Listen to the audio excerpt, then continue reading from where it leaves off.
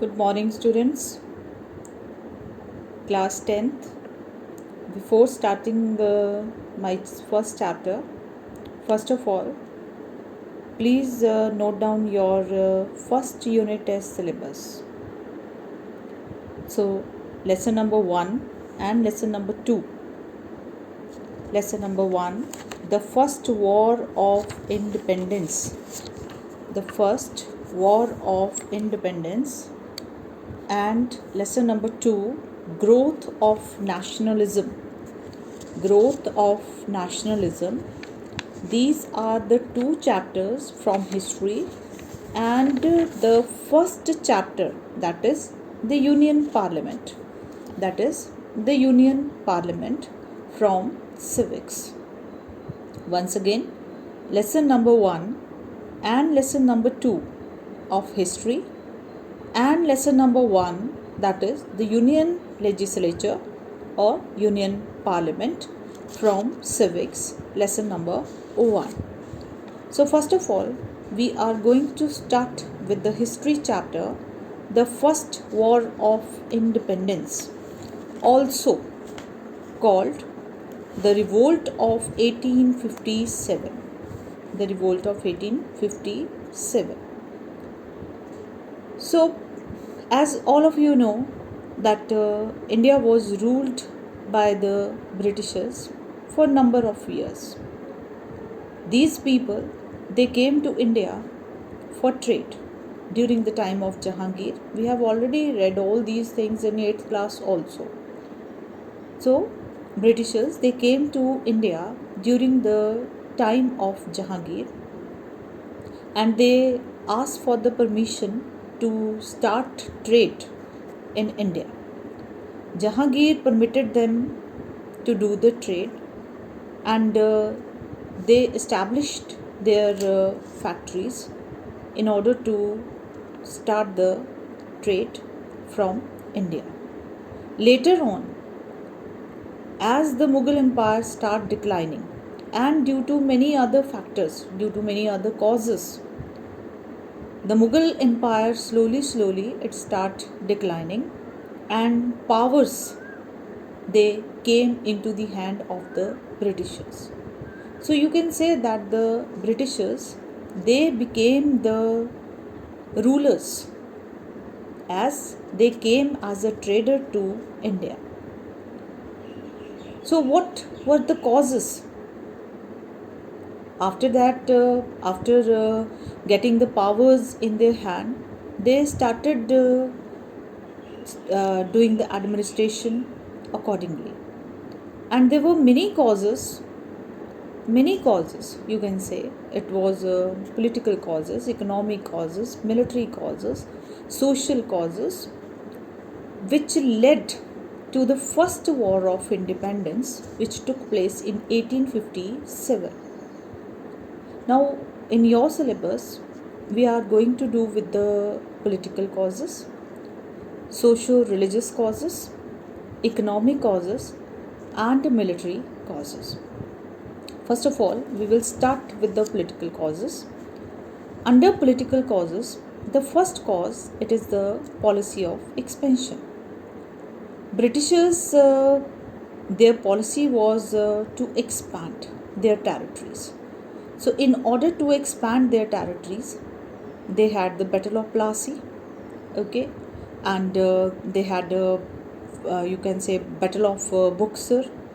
Then they opted subsidiary alliances.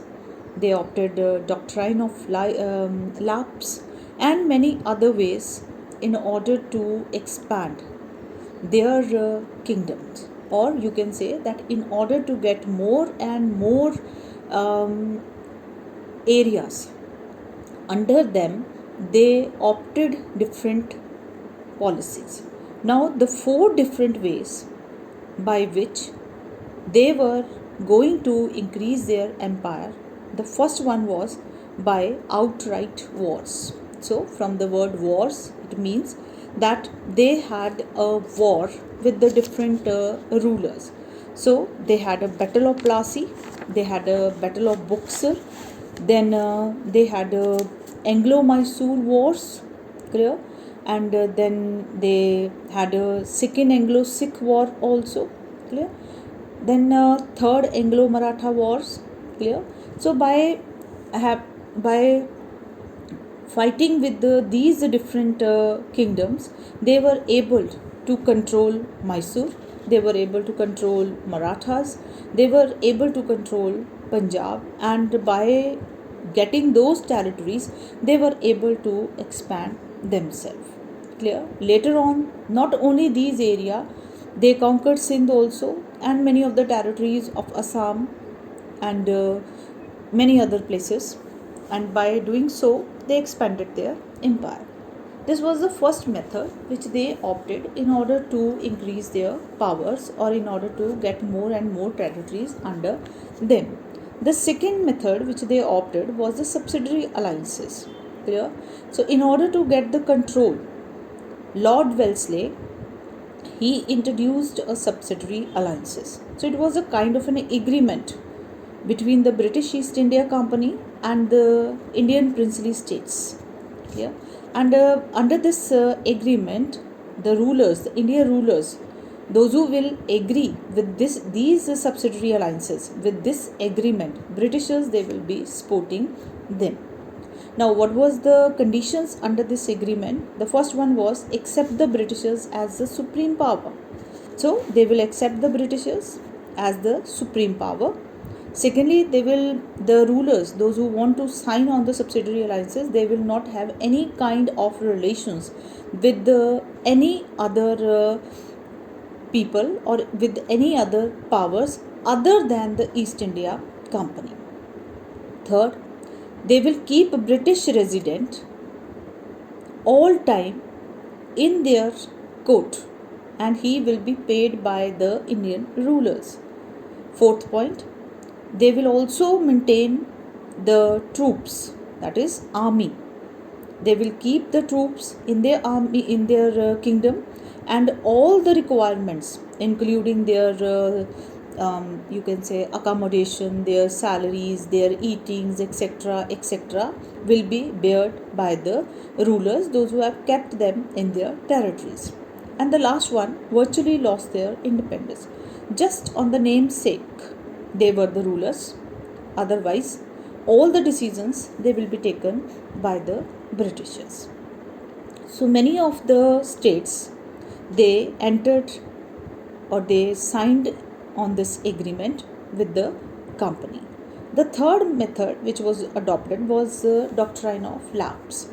Lord Dalhousie, he came as a Governor General to India, and he passed a doctrine of lapse, which means that if an Indian ruler died without a male heir, his kingdom would lapse. That is, all the properties belonging to the ruler will be given to the Britishers, or it will come under the control of the Britishers if the ruler is not having their own son.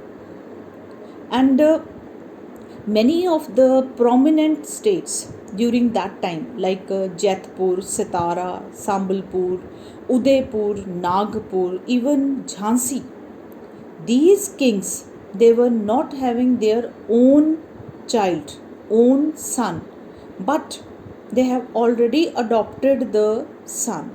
But according to the rule, Lord Dalhousie told that even the adopted son is not the real heir of the king, so he is not to be considered as the son of the ruler. So many of the kingdoms under doctrine of lapse, they lost their kingdoms. But Jhansi, Lakshmi Bai, she fought against the Britishers because she was not ready to go according to the doctrine of lapse. But though she fought bravely, at the end she lost her life.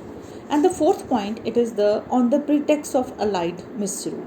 Again, Lord Dalhousie annexed Awadh Clear?